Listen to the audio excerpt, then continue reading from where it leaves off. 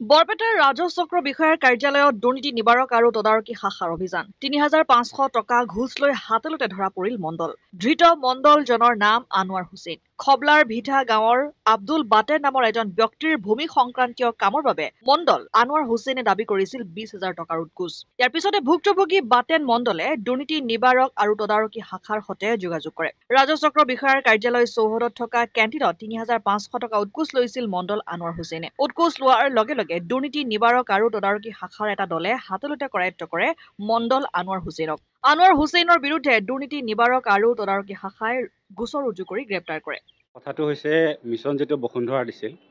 সেই মিছন বসুন্ধৰাৰ সময়ত আমাৰ মাটিটো যেটো আছিল সেই মাটিটো আমি বাটোৰা কৰিব লাগে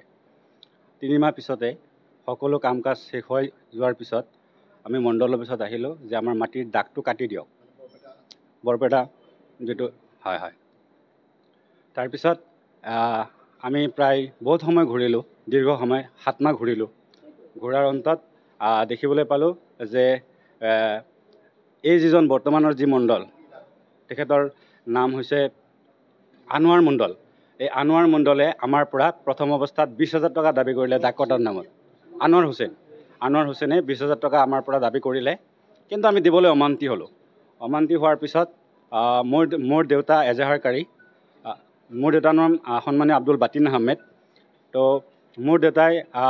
চিএম ভিজিলেন্সক কথাটো জনালে দুৰ্নীতি নিবাৰক শাখাক কথাটো জনালে আৰু দুৰ্নীতি নিবাৰক শাখাই আজি অভিযান চলালে আৰু অভিযানত এই মণ্ডলজনক ইতিমধ্যে গ্ৰেপ্তাৰ কৰিছে হাতেৰে ধৰিছে আমি এই বস্তুটো ট্ৰেপ কৰাৰ কাৰণে ৩,৫০০ টকা দিছিলোঁ অফিচ এইটোতো কেণ্টিনত লৈছিলে বাহিৰত যেটো কেণ্টিন আছে কেণ্টিনত লৈছিলে টকাটো মণ্ডলে লৈছিল আনোৱাৰ হুছেইনে লৈছিল আনোৱাৰ হুছেইনে হয় এই হিচাপতে মই অসমৰ মুখ্যমন্ত্ৰীক ধন্যবাদ দিব বিচাৰিছোঁ কাৰণ মুখ্যমন্ত্ৰীৰ যি দুৰ্নীতি নিবাৰক শাখা আৰু আইন নিবাৰক শাখাকো মই ধন্যবাদ দিব বিচাৰিছোঁ যে কমপ্লেইন দিয়াৰ লগে লগে তেখেতসকলে যে ক্ষীপ্ৰভাৱে আজি যি অভিযান চলালে সেই অভিযানত দেখিবলৈ পোৱা গৈছে এজন মণ্ডল ইতিমধ্যে আটক হৈছে আৰু পৰৱৰ্তী সময়ত তেখেতসকলে আইনী ব্যৱস্থা লৈ ইয়াৰ ওপৰত বিহিত ব্যৱস্থা গ্ৰহণ কৰাৰ কাৰণে মই সংবাদ মাধ্যমৰ জৰিয়তে দাবী জনাইছোঁ আৰু দেখিবলৈ পাইছোঁ যে প্ৰায়ভাগ আচলতে মণ্ডল অফিচত দেখিবলৈ পোৱা গৈছে অনৈতিকভাৱে এই টকা পইচাৰ যি লেনদেন সেই লেনদেন কিন্তু চলে গতিকে মই সংবাদ মাধ্যমৰ যোগেদি মই ক'ব বিচাৰিছোঁ যে